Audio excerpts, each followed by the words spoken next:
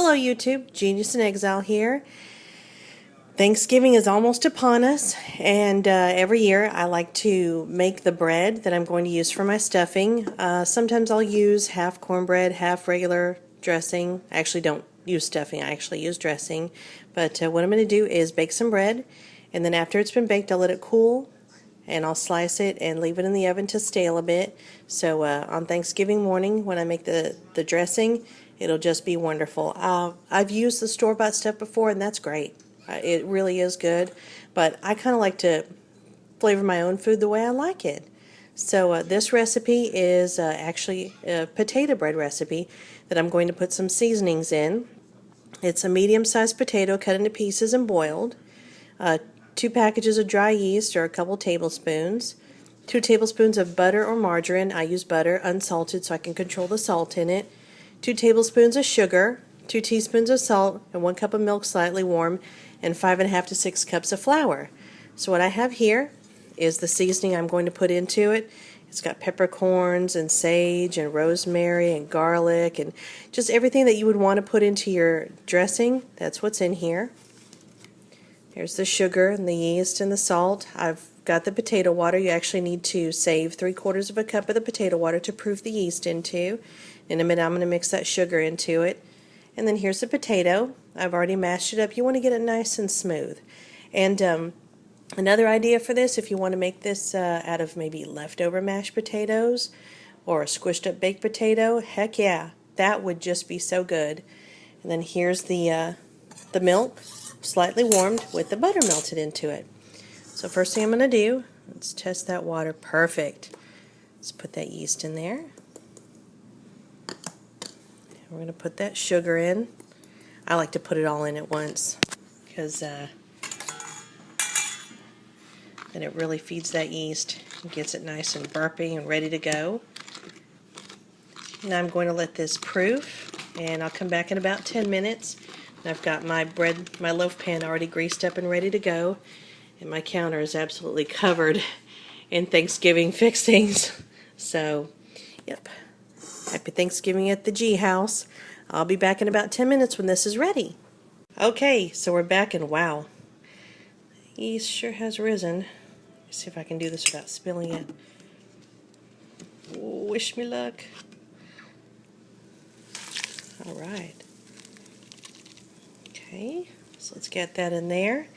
Now we're going to add in the milk and the butter.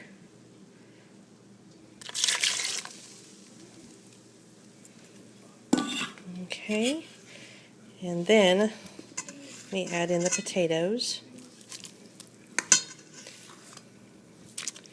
And this next part is definitely going to be a two-handed operation. Let me see if I can get a happy helper to help me film.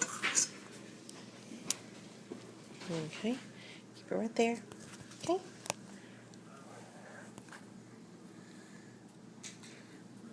Okay, so I've added in the potato. I'm going to smush that in.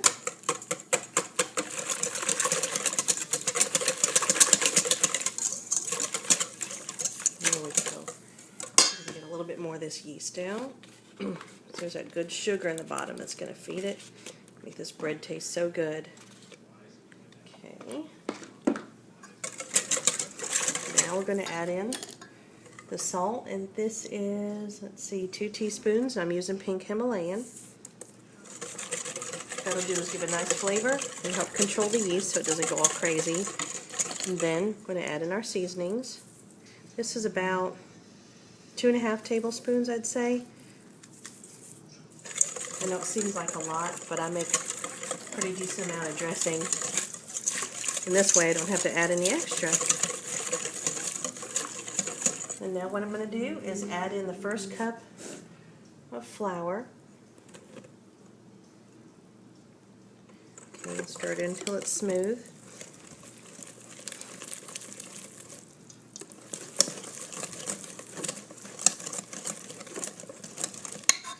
And then another cup.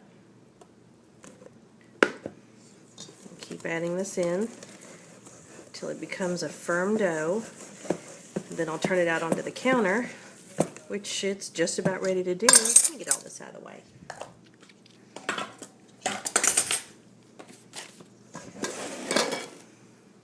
bench flour here. There we go. And then turn this out and start kneading it. Kneading the flour in. So let me get this turned out onto the counter, and I'll get back to you in just a sec. Okay, so I've got my dough out. I'm just going to start to knead it by folding it over.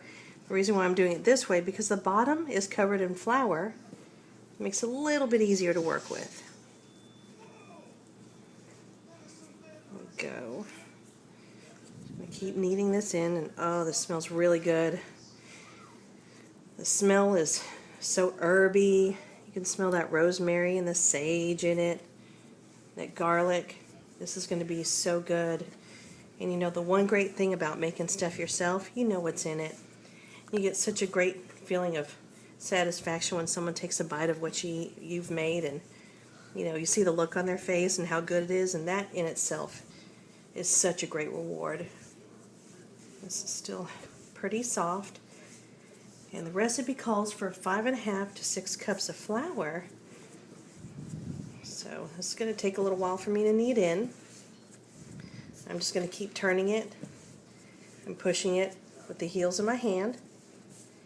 Keep adding more flour and making sure that there's flour underneath so it doesn't stick. And I'm going to keep going on this. Back to you in a few minutes when I've got this kneaded in a bit more.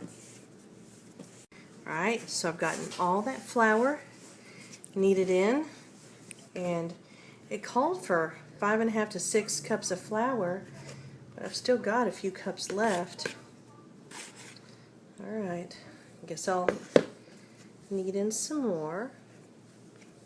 It's an awful lot of flour, but it does need to be a dense bread to hold up to the broth, you know, when you make your dressing. Plus I notice potato breads are, you know, a little bit on the denser side. They're so nice. Okay, here. I'm just doing the same thing I've been doing, just folding it over and pushing it with the heel of my hand.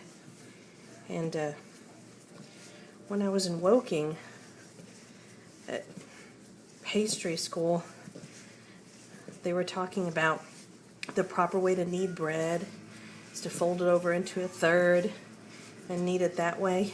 But you know, I've been doing it like this since I was about 10. It seems to work out okay. And the reason why you knead your bread is wheat contains something called gluten. And what you want to do is stretch those out. And that's what makes bread so different from cake, because it's got a different texture to it. You want to stretch those out so it becomes toothier and really good. And the potato and the milk actually lend it what's called a finer crumb. So it's not going to be a really tough bread. Even though you're kneading it a lot, it won't be tough. So milk always makes a little bit more of a tender bread. So keep that in mind if you make cheese. Save your whey. Use your whey to make your bread. Number one, it adds some really nice nutrition. And B, makes for a nice tender bread. It's really good. This is probably going to take me a little while to knead all the rest of this in. What I'll do is I'll knead it until it doesn't stick to my hands anymore. It's nice and elastic. So I'll get back to you when I get more of this flour kneaded in. Okay? Okay, so I've mixed in about as much flour as I think I can get into this. Seeing as I still have a couple cups left. I think I'm going to forgo on mixing in the rest of this flour. It's because my dough seems like it's pretty firm. It's not sticking to my hands, even though there is some flour on the outside. So I'm going to form it into a nice ball.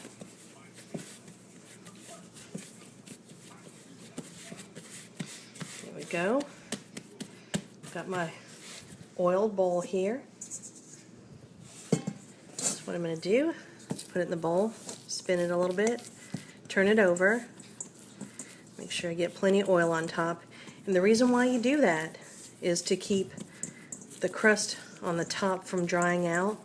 That'll actually keep the dough from rising because it'll have a shell to break through, and plus it'll be really dry on your bread, and you don't want that. So if you keep that top nice and tender, I'm actually going to do a little oil on top. Make sure that's really nice. And I'm going to cover this with a slightly damp towel and put it someplace to rise for an hour. Be back when it's risen. Okay, so the dough's risen. It actually went down a little bit once I put it on the counter, but a little more bench flour. Hopefully not. We won't need too much. Maybe this is where the rest of the flour will come in. I don't know. There we go. Oh, that is pretty. So I'm just going to punch this down a little bit. Teeny bit of flour on top. There we go.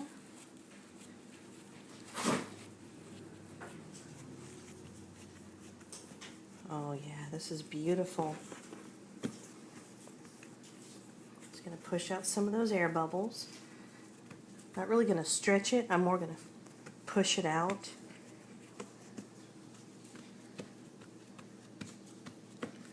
I'm wondering if that's not going to be a little too big for that pan. That'll work. Now, just going to roll it up like this. Look at all those herbs. Here, get a close-up of that, honey. Look at that. Isn't that beautiful? All those wonderful herbs in there, and it's so fragrant. Okay. Really try not to stretch it out at all. Really nice. Push down those ends a little bit. There we go. And then into the pan. And oil the top of this.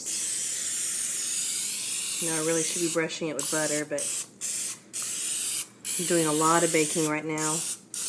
Also doing a pumpkin roll cake. So there. And again, the reason why you want to oil the top is so the bread can expand and rise in here and not have to contend with any hard crust on the top. Keeps it from drying out.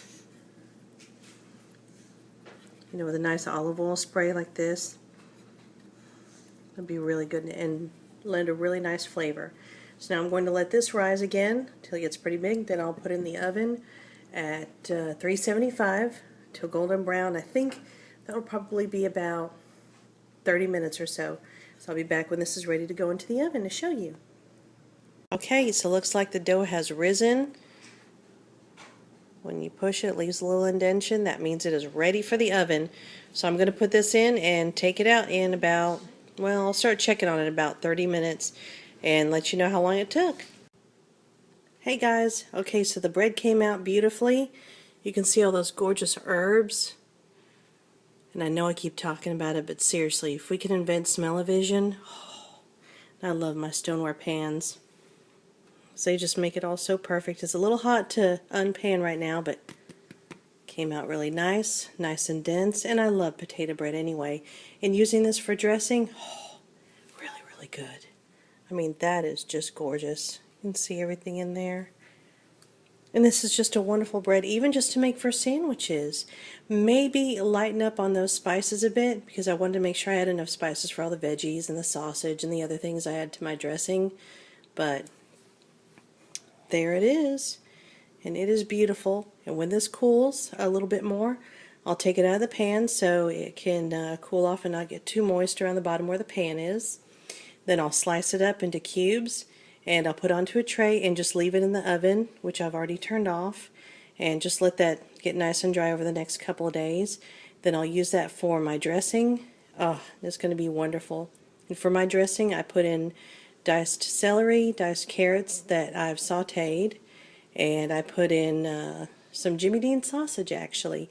I cook that till it's nice and crispy, and then I'll put in the broth.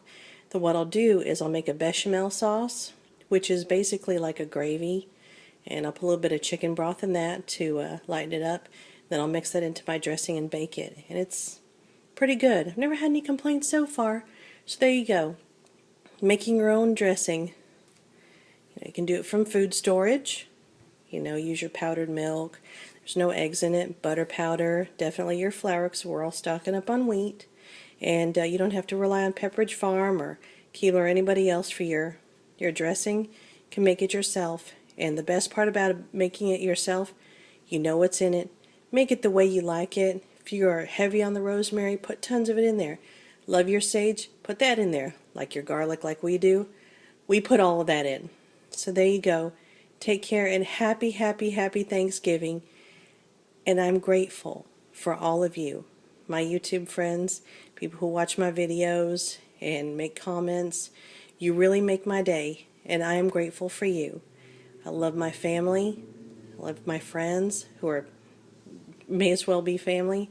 And for all those wonderful people who show their support and pay attention to a silly gal like me. Take care and happy Thanksgiving. Love you all. So I got my bread out of the pan. It's cooled. And I've got it all sliced up. I'm slicing it like this, and I'll be cubing it to make dressing out of. Look at how pretty that is. This is going to be the best dressing ever. Look at that. Isn't that beautiful? Homemade dressing.